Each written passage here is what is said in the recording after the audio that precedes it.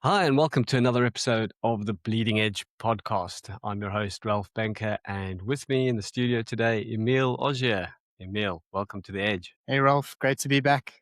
Looking forward to another show. Yes, so we've had a very short break, and obviously the world has completely changed around us again. Yeah. So, some big news this week, and we'll be talking about the biggest one at, as our first news item. So, without further ado, Anthropic has launched its most powerful model to the public yet. And so, of course, I'm talking about Fable 5. This is the Mythos class model that is now available to everybody as long as they have a subscription. I am on Mythos. I know you are as well, Emil, and I have been testing frantically because we have access to the model, I think, until the 22nd of June, at which Correct. point it goes basically to another model. You'll essentially be able to get it through API, which means you'll be paying a lot of money for it. And so I think builders around the world are making hay while the sun shines. Obviously, Anthropic are looking to hook us all to the point that we can't live without Mythos. And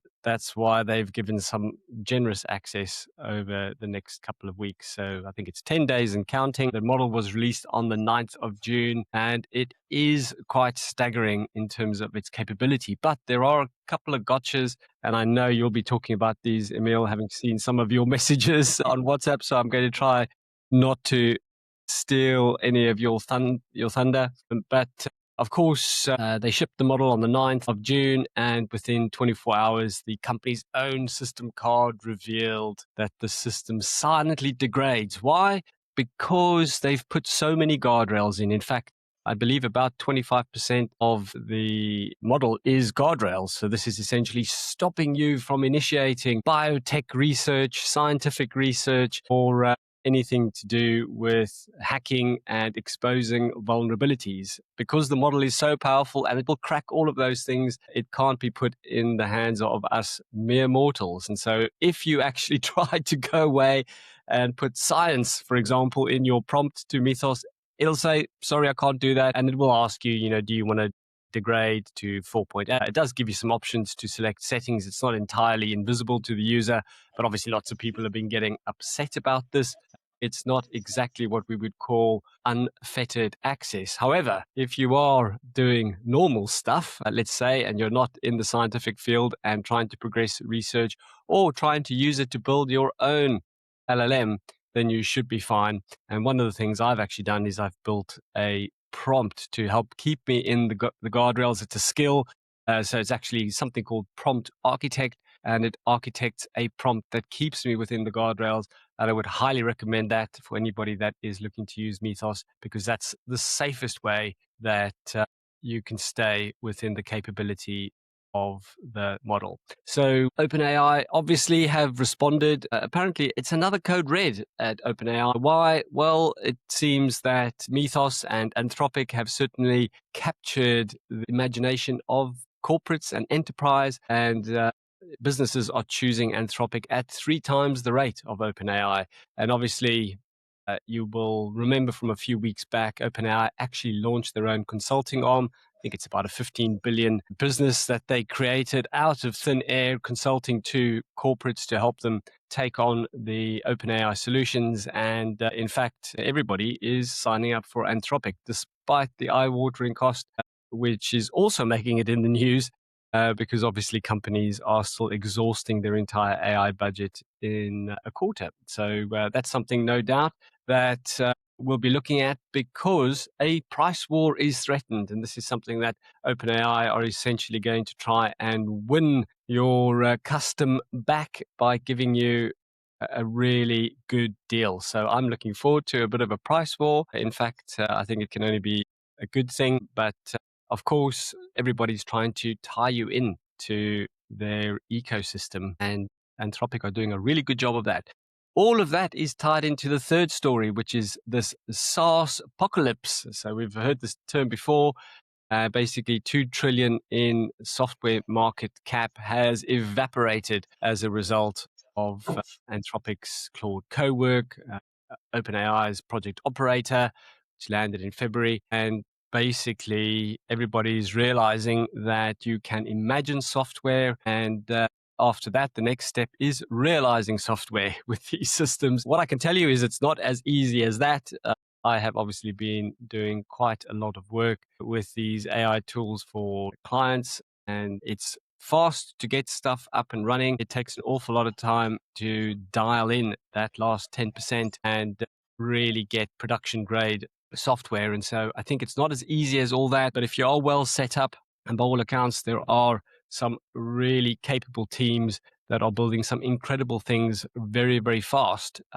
The other news that has obviously kind of landed on the back of Mythos is that this thing is now experiencing, or it's near experiencing SRI, which is essentially, what is it, SRI, or is it, you'll have to help me with the term, RSI maybe?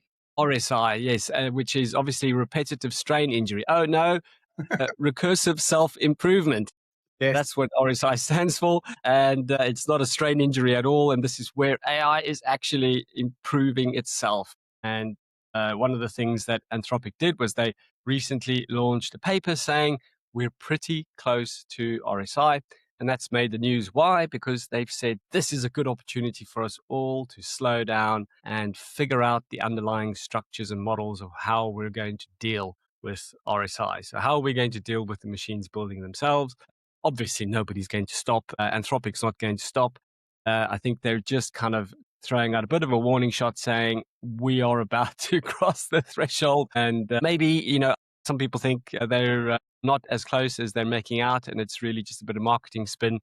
So it's down to, how bullish you are on Anthropic. But I think it's quite an interesting moment to really kind of try to get everybody to take note and reflect on what's next and how we want to move there. China, on the other hand, some news from them is that they have basically committed $295 billion to a nationwide AI data center build out. Now, the reason why that's interesting is because they actually have the power to power these data centers. And unlike a lot of data centers in the US that are coming under scrutiny at the moment because people are kind of going, where are you getting this power from? A lot of the new data centers are kind of coming online with the design, including gas powered power generation. And obviously, again, some of that is coming under scrutiny because it's not that environmentally friendly. But I think China really has the opportunity here. And I'm surprised that it's taken them this long to actually announce such a big investment in their build out. But it really means that we are now talking about a compute Cold War because obviously this is escalating between China and the US. Taiwan is threatening to criminalize the leakage that would relieve it. So basically, Taiwan is essentially looking at criminal sanctions on companies exporting AI chips to mainland China. Now, that's kind of interesting because it might just hasten China's desire to take the little island of Taiwan back into the fold, bring it home, so to speak, as they would define it. So it's all heating up because Taiwan is where the world's chips are obviously made. The TSMC in the Netherlands is the center where all of the hardware that makes chips is made. And of course, Taiwan is where most of the chips are actually manufactured. So we've got two significant bottlenecks in the supply chain for AI, and we'll have to watch both of those very closely. So essentially, some pretty big news there from OpenAI, China, and Anthropic. So what is actually going on with Google? Google's been noisy but quiet all at the same time, and they've basically, opened up a few more models. So Gemma 4, I think, has been released, which is their kind of open source model, and I think that's really about the only thing that I've heard in the last week from Google. But in other news, we've got a dozen capable models that have landed in the last 7 days. Minimax M3, which is an open weight 1 million token context, and it claims to beat GPT 5.5 on the software engineering bench, which is kind of interesting. And we've also got news from Cohere.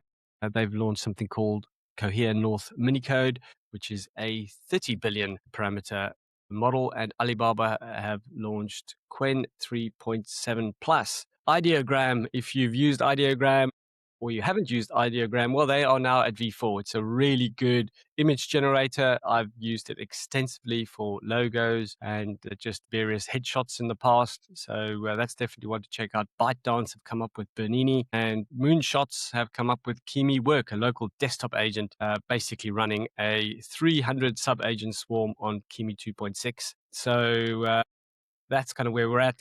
Foundation models seem to be commoditizing fast, and the model layer is not the moat.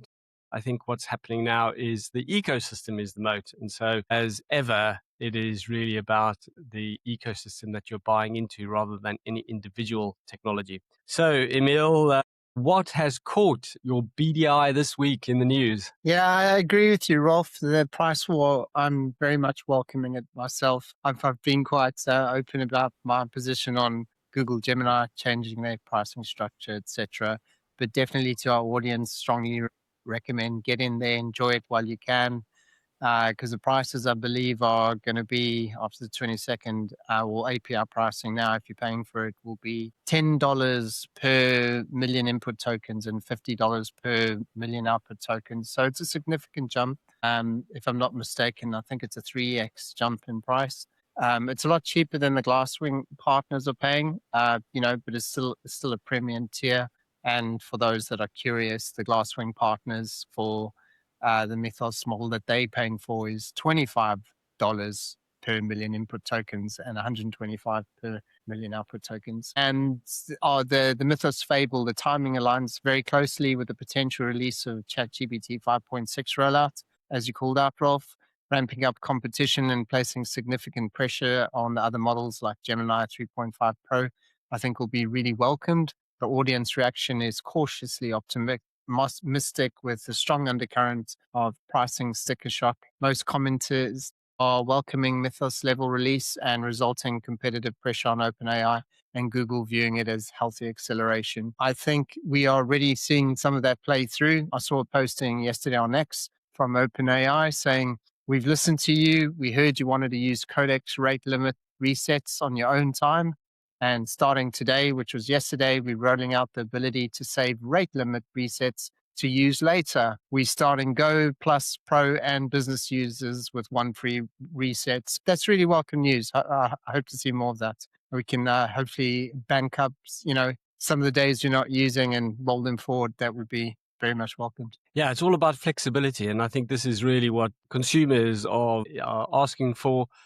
What's absolutely clear to me is that we are moving into a moment where if you're building with AI, you basically have to start thinking about spending several hundred, if not several thousand of whatever your local currency is every month. I'm seeing a lot of commentators actually talking about their monthly spends, and many of them are kind of north of five, six, seven, $8,000 a month, which is incredible because obviously, just the amount of throughput that you are generating. So, what are these guys actually building? I try to keep my AI incredibly busy in terms of the build activity.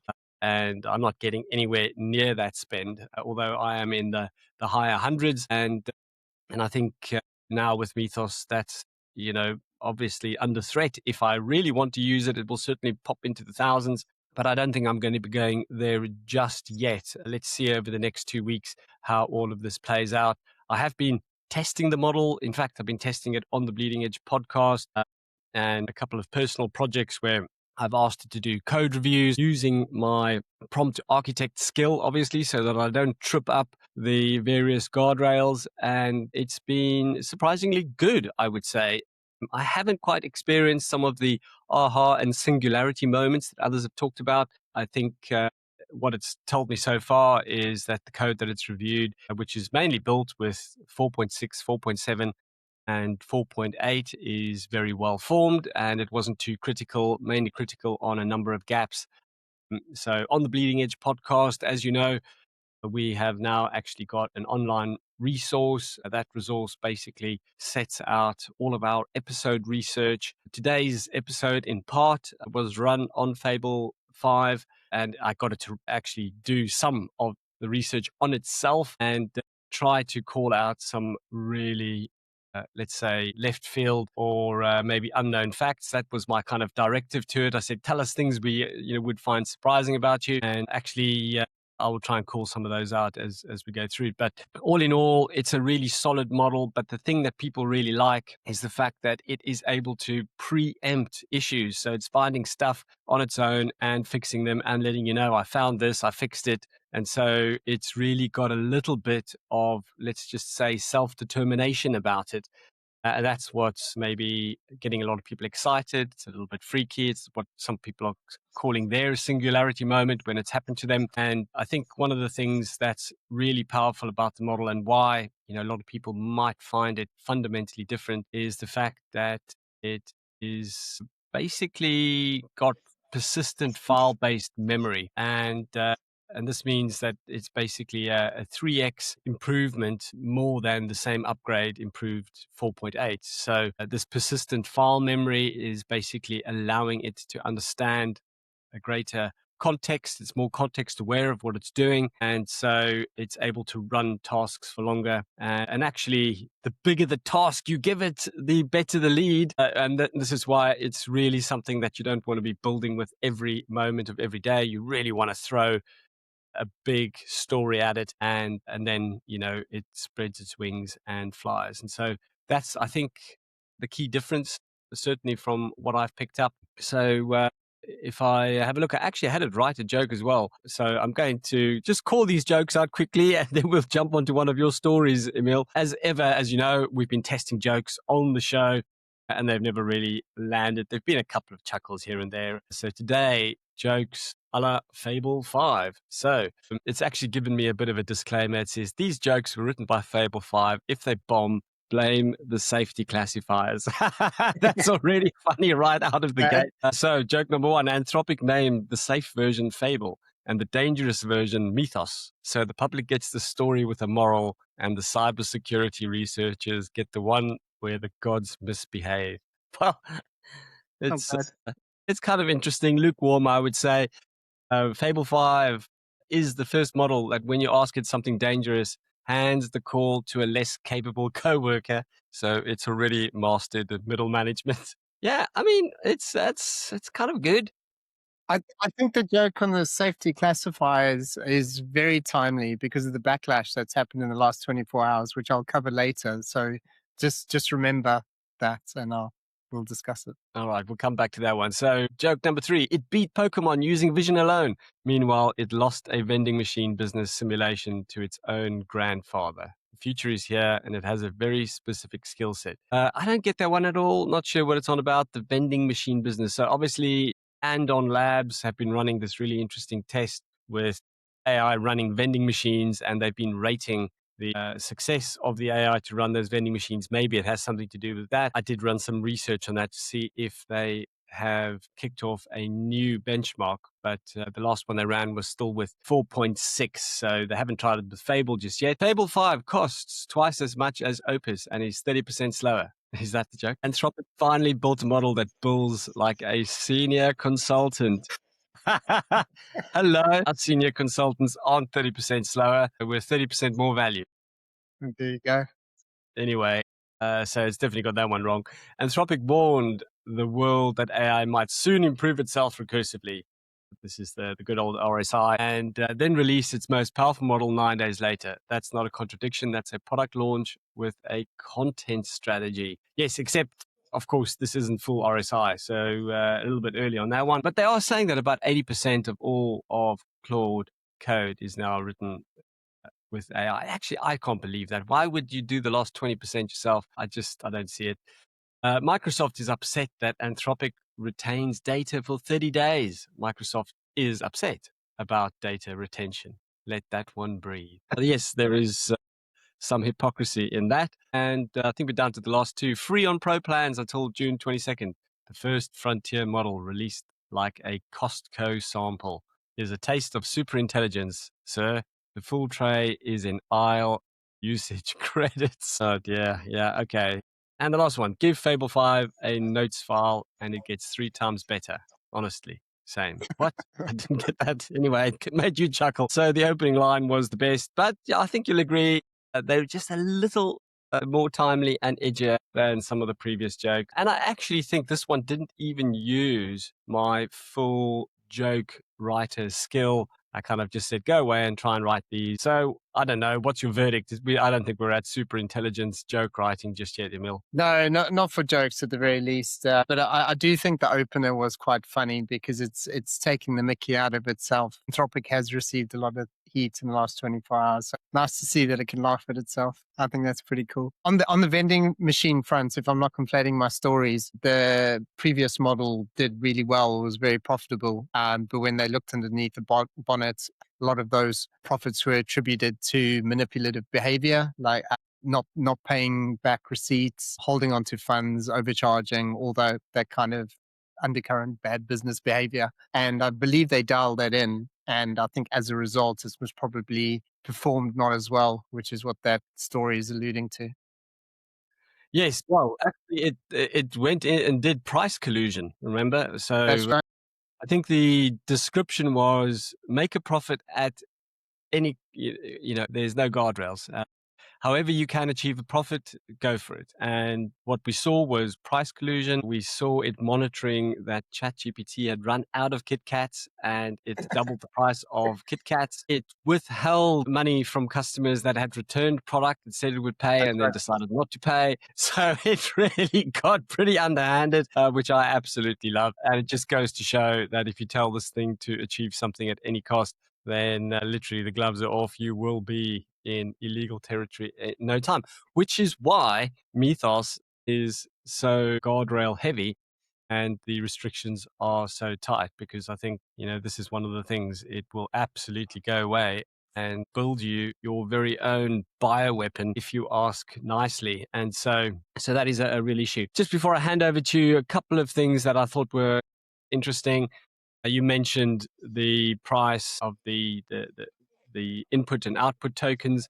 And I kind of I wondered, what does it actually take to stay ahead? What should you really be investing? And so should you spend on AI to stay ahead? So the median US firm is currently planning around $200 per employee on AI in 2026. The top 10% is around 2,800, which is about a 14 times spread. The average target is 1.7% of revenue, which is double last year, and the leaders run about 2 to 5% of revenue.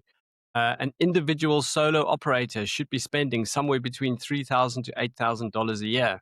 And that is basically on Frontier subscriptions and API credits. If AI saves you 8 to 10 hours a week, that's about $500 a month, and it's costing you about $1.50 per hour for the leverage. If you're a $1 million company, you should be spending around 25 to 50K a year on seats for everybody. If you're a 10 billion company, you should be spending about 200 to 400K a year. And if you're a 100 million company, you should be investing around 2 million to 5 million a year. And so I think a lot of people would be very happy if they could stay within those numbers. There are a lot of companies I think are finding that it's actually costing them a lot more. But of course, these are just some of the guidelines, and I think those are probably kind of entry level numbers. If you're really going to adopt AI, you're probably going to be spending a lot more as you look to improve operations and start building things like your digital twin. So, with that, Emil, why don't you crack on with your first story? Yeah, before I do that, Rolf, just 2 points. Speaking of breaking barriers, another thing that I read this week, which was quite alarming and interesting, definitely a internet sentiment shift is, I think, as of this month, content creation, online content creation by agents now has surpassed humans. I think it's sitting at 54%. We're moving into an era that we are going to increasingly read more about agent content. And there's some interesting debates going around saying, it will be written by AI, but we're going to start liking it. So yeah, just really curious to see which way that one goes. And on stories, I'll just move straight through. This is pretty cool update from Elon Musk on Starlink. Starlink V3 satellites now have over 10x bandwidth over the V2 models, and they will be over 10x launched, which means over 100x more bandwidth. Also, altitude will be reduced from 350 kilometers, down to 350 kilometers from 550. So what does this mean?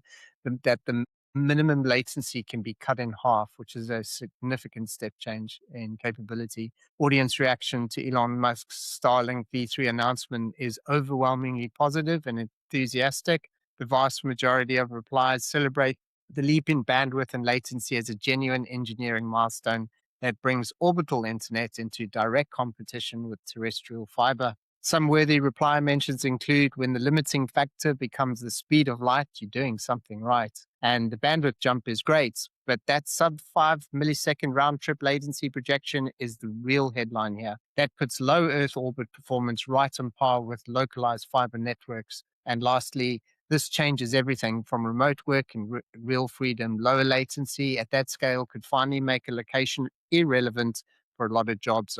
X bandwidth at sub 5 millisecond latency sound like science fiction becoming infrastructure. Yeah, time to go and build your hut somewhere deep in the jungle because you can. I think for digital nomads everywhere, this is really exciting news. Interestingly, I live on an island here in Spain, and actually a lot of people don't have electricity lines to their properties, don't have water lines to their properties, and certainly don't have phone lines and fiber running to their properties. So they do really rely quite heavily on things like solar and their own wells and of course Starlink. And so for a lot of people, it's been, a fundamental of life. I think internet access is like a utility now. We can't really survive without it. Yeah. And I think that Starlink is absolutely, but it's probably, well, I think it's the most profitable part right now of what is going on in Elon's empire. So, It is you know, indeed. he, he needs it to succeed. Yeah, it's a great story. Speaking of which, I think he's also submitted something this week ahead of the IPO that a submission for requests for over 1 million additional satellites around Earth, which is quite insane regarding the shift of interest to take data centers up to space. Elon is effectively saying we've been here before. The build to Starlink is actually more complicated than putting a data center up there. And the key challenges they're dealing with right now is how to deal with heat dissipation out in space because there isn't the air to cool it down. And I think their solution is they need to angle the panels at a few degrees towards the sun, but I'm not entirely sure how the mechanics work.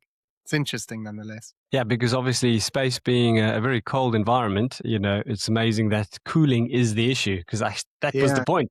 You have space, so you don't need water, but clearly it's not a very hospitable environment when it comes to this kind of hardware. But I'm sure he will figure it out. And of course, all of those Starlink satellites are basically, a mini data center in themselves already. So I think he doesn't have far to go. It certainly doesn't have as far to go as the rest of us. But in some other news, I'm just going to fire through some rapid fire stories here because there's some really interesting stuff going on. Apple has shipped its third generation foundation models. Interestingly enough, it has actually put them on Google Cloud and NVIDIA hardware. So Apple and Google continuing to strengthen their collaboration. Obviously, Siri is going to be run by a Google model. Google also shipped 3.5 Live Translate. This is near real-time translation across Translate, Meet, and AI Studio. So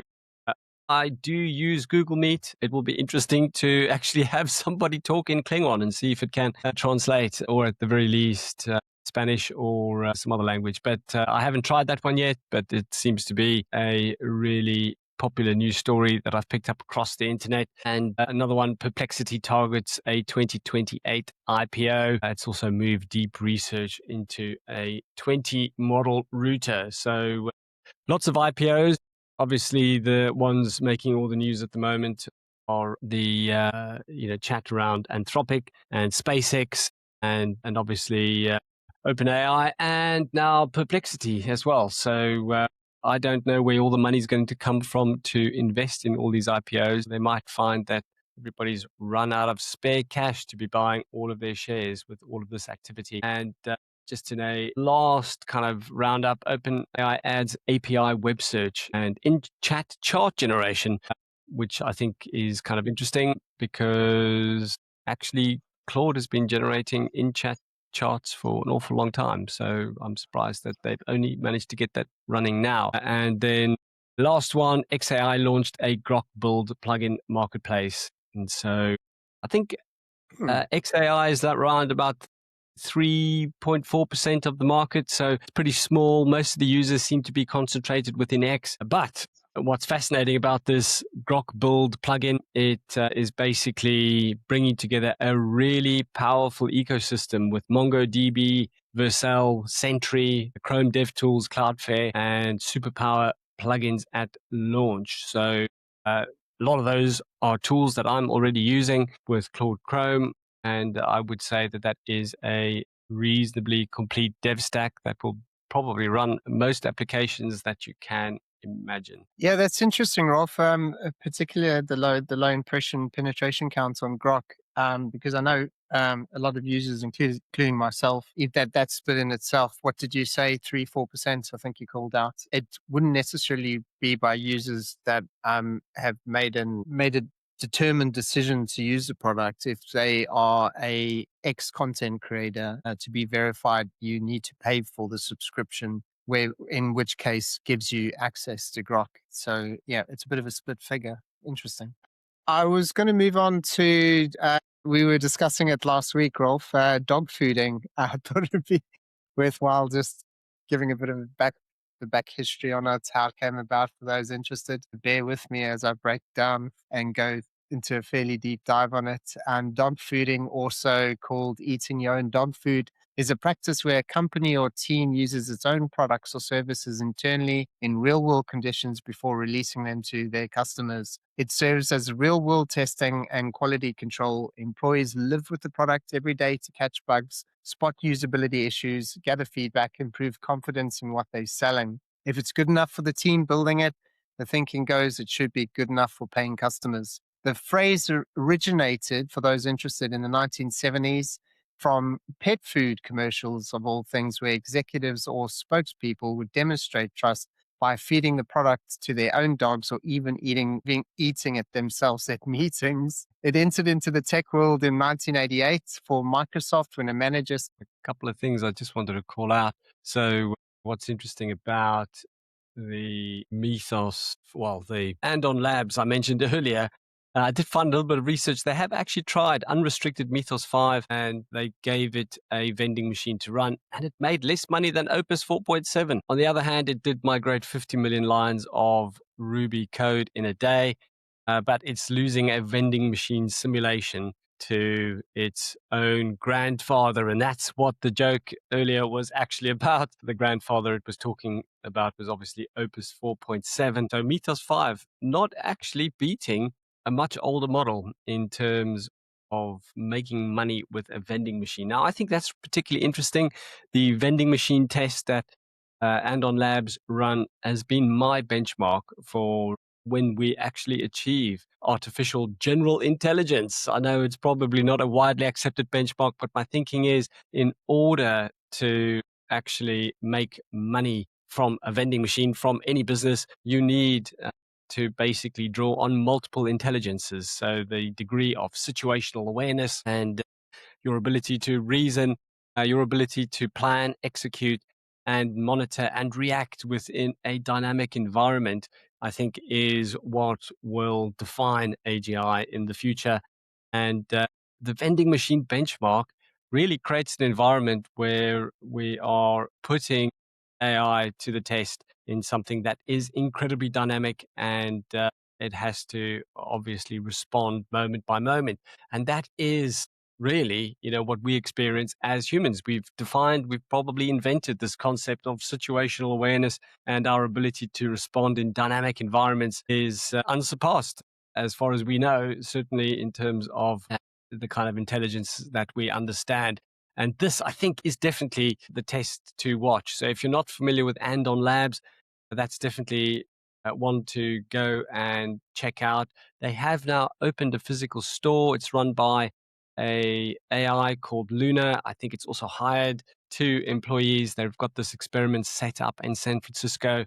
And again, basically testing to see just how far you can go with autonomous AI. So that's quite an exciting story. And I actually missed the fact that they had tried Mythos 5 because in my initial search, it didn't actually come up. So there you go. They've given it a go. We'll probably do a deep dive on that story and just looking at some other really interesting things that have come up on this episode as well. So we spoke earlier about the SaaS apocalypse. One of the things that's happening is a company called Figma, which is much loved by product managers, product designers, people that like to build wireframes, basically do mock-ups of the product. So they are apparently 86% down.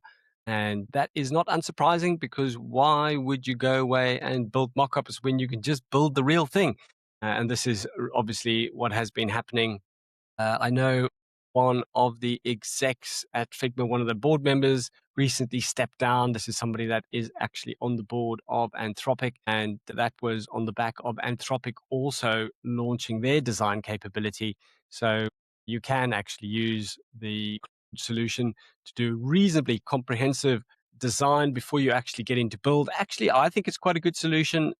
I've been watching some benchmark tests on it. I've tried it myself. I actually use my own skills whenever I'm designing something. So I have very specific skills that do the front end design. And so I haven't really seen the need to be using their design product. But by all accounts, it's got some really good features as you kind of go along the design process, especially if you're doing client facing work. But Figma still has had a role, albeit by the looks of it, the market is starting to reprice these types of SaaS services because they are potentially becoming irrelevant. So you have to kind of imagine that they're down 86% from peak, although they've actually had a 41% revenue growth, which is kind of a fascinating story in itself. I do think that Figma has got a lot to actually play for because, as ever, it is about the patterns of design. It is about that vertical knowledge. And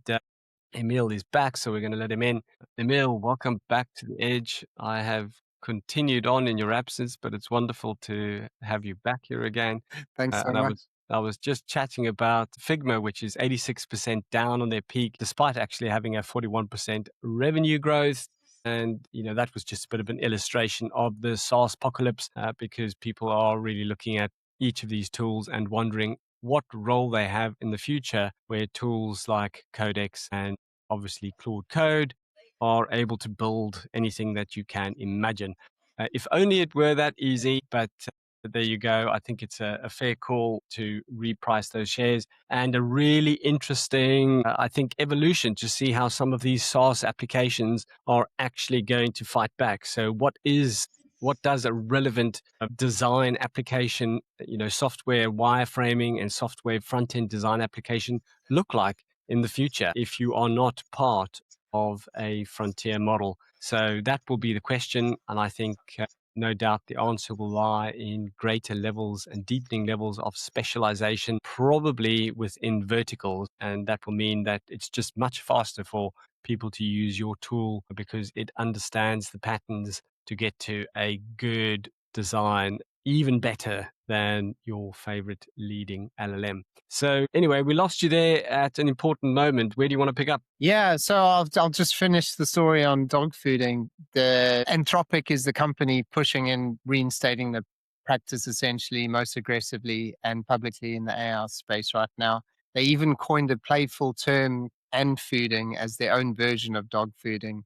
Anthropic employees call themselves ants, if you don't know. So ant fooding simply means the same internal use of products, a practice, but branded for their culture. And also, quite an interesting fact, it's exactly how Claude Code came about. There wasn't initially a enterprise design or purpose for it. They just built a tool they wanted to use internally and it caught fire. And that's why we are where we are now. So it's a pretty important word and useful for those that don't know. This turns the company into distributed verification infrastructure rather than light beta testing, creating rapid innovation without heavy upfront documentation. In short, ant fooding is exactly like dog fooding, just with the ant theme pun scaled to Anthropic's AI native intensity, and it has become the poster child example of why the practice matters so much in the current AI era. So now you know. Now I know. And I recently actually used a dog fooding approach where I had a very small new feature that was developed, and I actually initiated a dog fooding process that forced an end to end test of the application. And it was really fascinating because although not all aspects of the application were built, what it meant was that the AI essentially imagined itself as a user and said, right, I am going to basically put this under real world conditions, even though it's not fully built. And I'm going to dog food my way through to the end of this process, picking up all gaps, issues, and errors as it went. And it was a really powerful way of basically sense checking exactly where we were in the build cycle. And in fact, no doubt I will be using it on a couple of personal projects again this weekend. And I think it's really good for client work as well, by the way. So if you're close to the end of a build out, initiate a dog fooding end to end test, and the AI will absolutely go for it and try and force whatever your user story is all the way through end to end and write a very nice report at the end of it. And so go forth and dog food, I think, is definitely the message. So it's a great term. Thanks for bringing that to us, Emil. That's a top. So in terms of the our segments, one of the things I normally try and include is a little bit of a story on AI gone wrong. And there are actually two stories around this. So recently, I don't know if you saw this in the news, but I had a bit of a chuckle. A Mississippi federal judge had to cancel a trial. Why? Because both legal teams actually submitted AI generated errors. So the judge discovered that AI fabricated mistakes in filings. And obviously, this means, so much of the case was made up in terms of the two parties. And so basically, he called them both careless lawyers. And so the case experienced a systemic trust failure, not just an individual lapse. So that's our future. Everybody's going to be throwing AI at each other. But of course, the AI isn't always that good at understanding what you want. So, we talk about hallucination as if it's a failure of AI. And I would say hallucination is probably 50% AI and 50% human. Why? Because a Yep. lot of hallucinations come down to the fact that we have given it conflicting information, we've given it ambiguous information, we have poorly formatted the context. All of these things contribute to the machine going, I'm not sure what you want, so I'm going to give you something. And that's the 50% where AI is to blame because, as we saw from a lot of the early research, hallucinations happen because the machine has been, let's say, basically, we have rewarded it for giving a response. We haven't rewarded it for giving the right response. And so it always wants to give a response. When it's ambiguous, it just picks a path, and that can often result in it having made stuff up. I had an interesting story a couple of weeks back.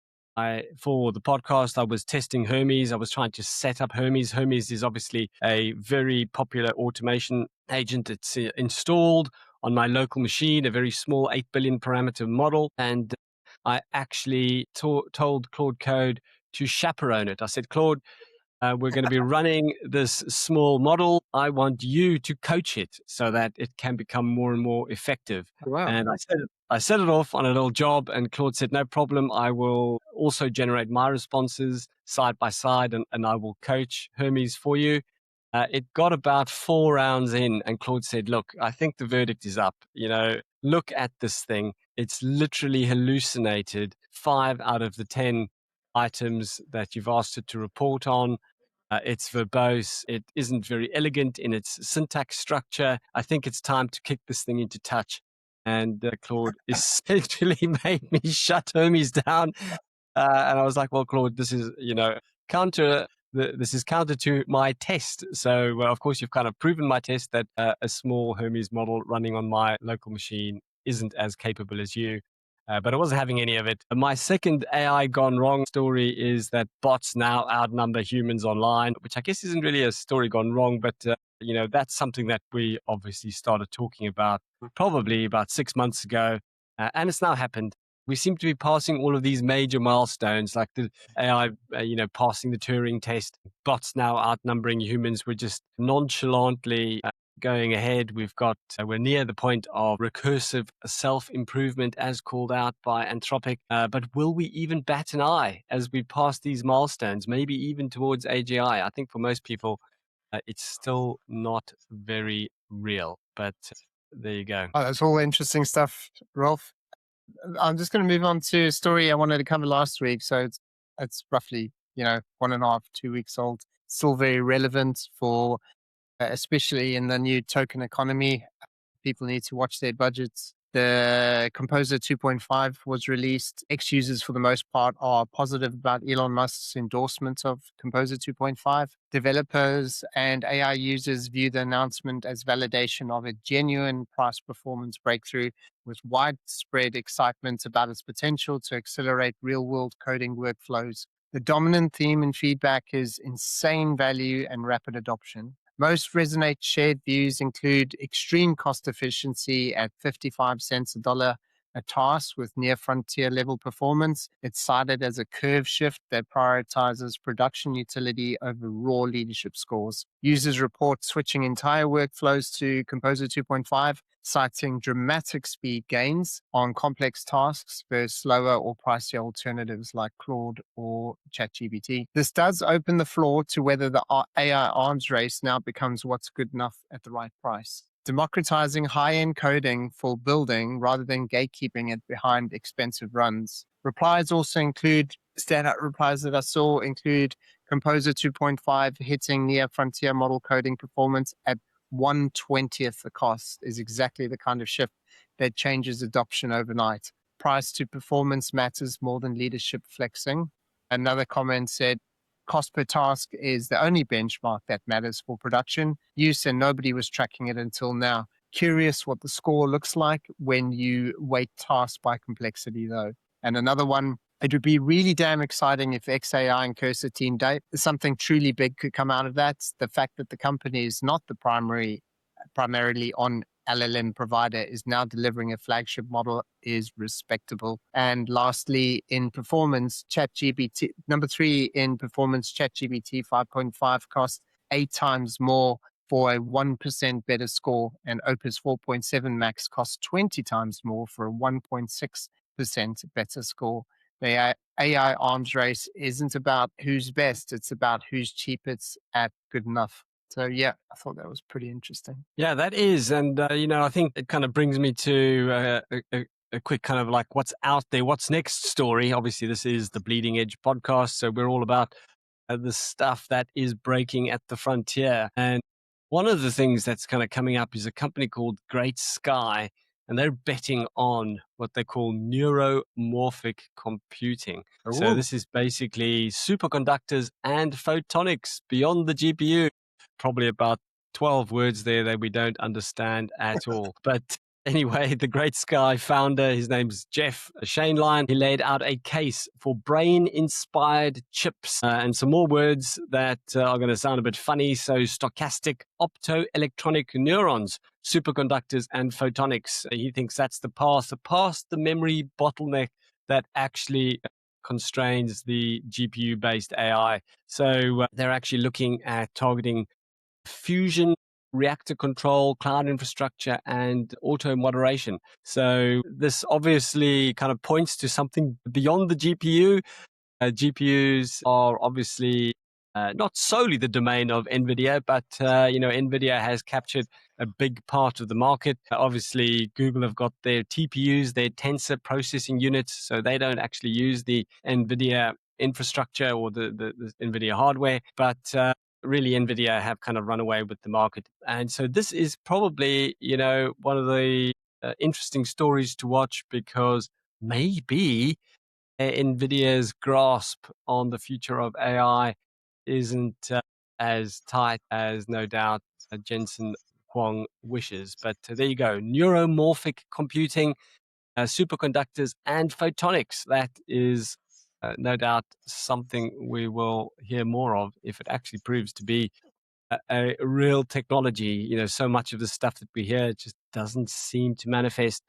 I don't know if you heard about Donut Labs and their new. Well, they're kind of an interesting story. It's a bit of a side note, but a few weeks ago, Donut Labs basically reported that they have cracked a solid state battery, and this thing was basically reported to have unbelievable recharge times and incredible life. So you could charge it for many many cycles, and it was also reported to have been actually used in a brand new motorcycle that was hitting the market. And as it turns out, the CEO seems to have paid an independent company to only do very limited tests that made it seem like it was a new technology and a leap forward in solid state batteries. But it just turns out to be a normal lithium ion battery that he's just avoided doing a bunch of tests that would have basically highlighted that. So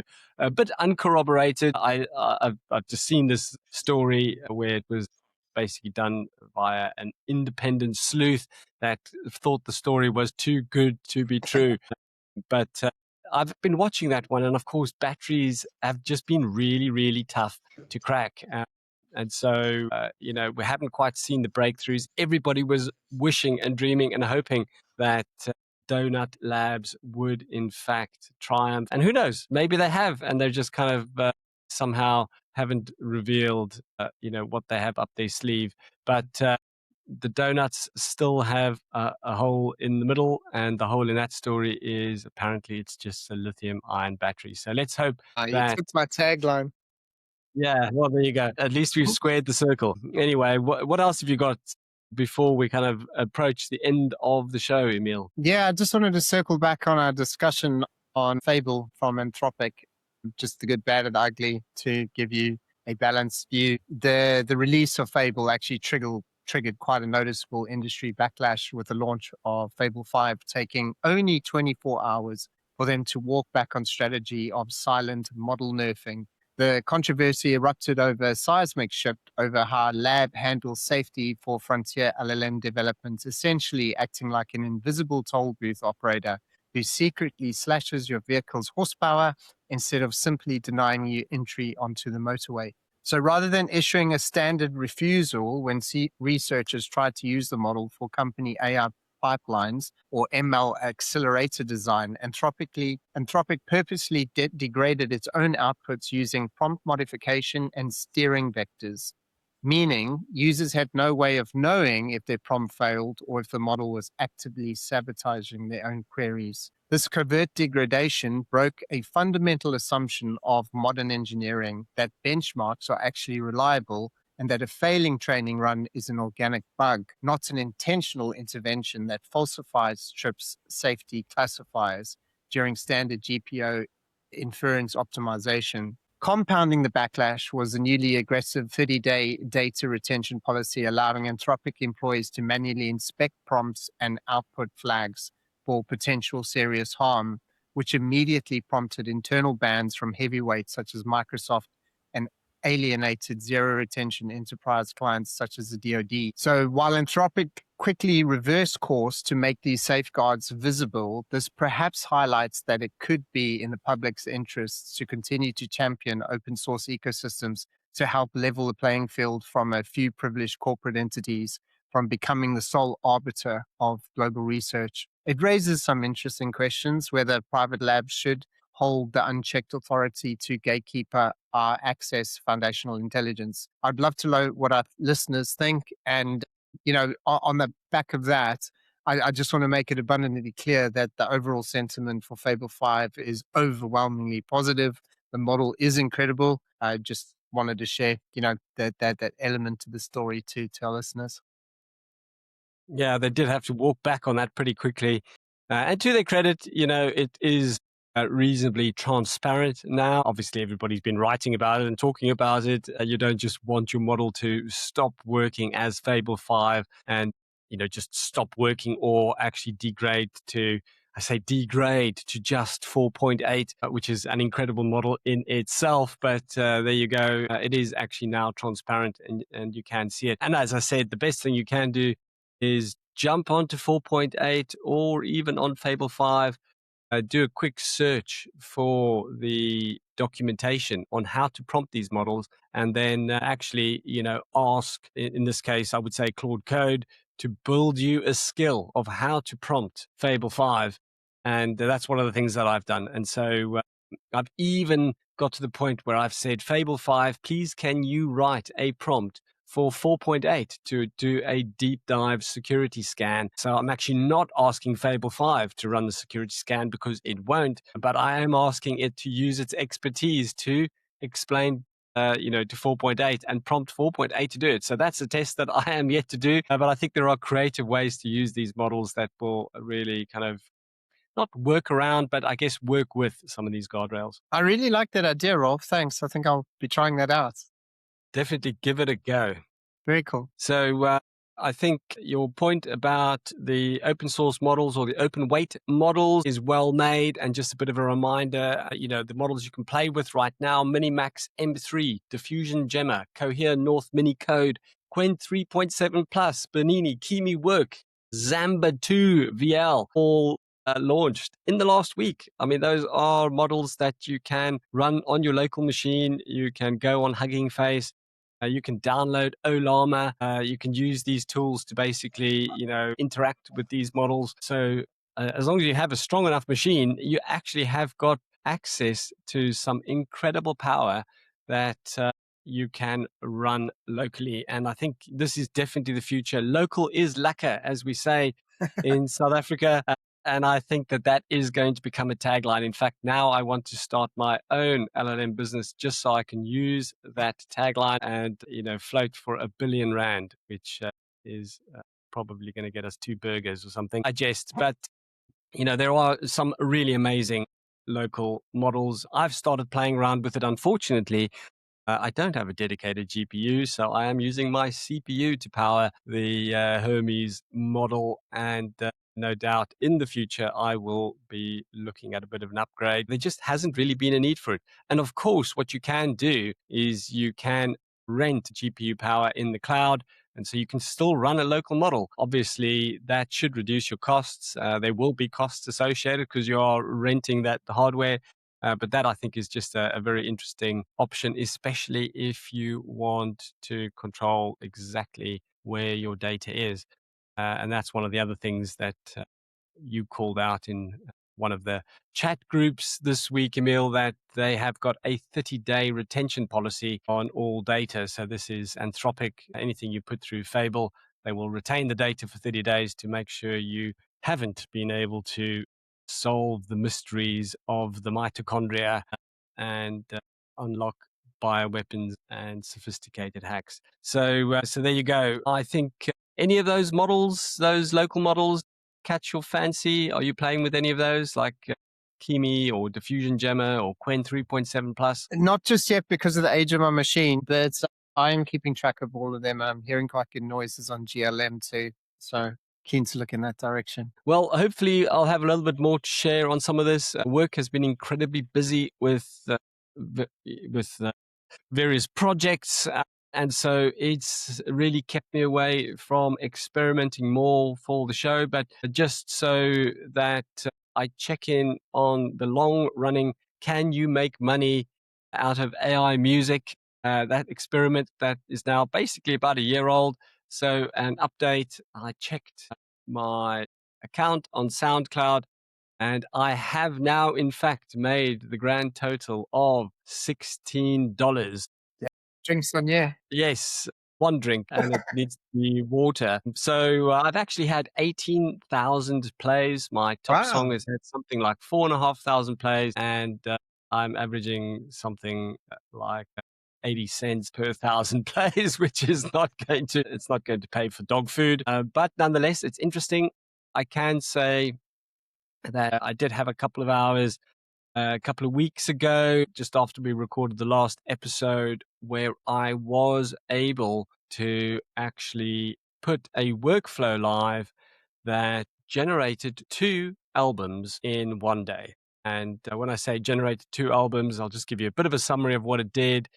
It essentially researched those albums. It came up with a persona for those albums, bit of a backstory about the artist, for example. And it then basically took my direction on a kind of a story for each of the albums. It then wrote the lyrics. I then rewrote some of the lyrics just to train it in a little bit of a kind of a tighter production sequence, because lyric density is really important in terms of how the song sounds. And it then actually used Suno to build both those albums. So it basically prompted Suno, and both of those albums now also have their own artwork, and they are sitting there waiting for the human in the loop to actually do the upload to SoundCloud, because I can't activate the SoundCloud API. And so pretty soon, when I find the time, I will actually click a few buttons and try to upload those.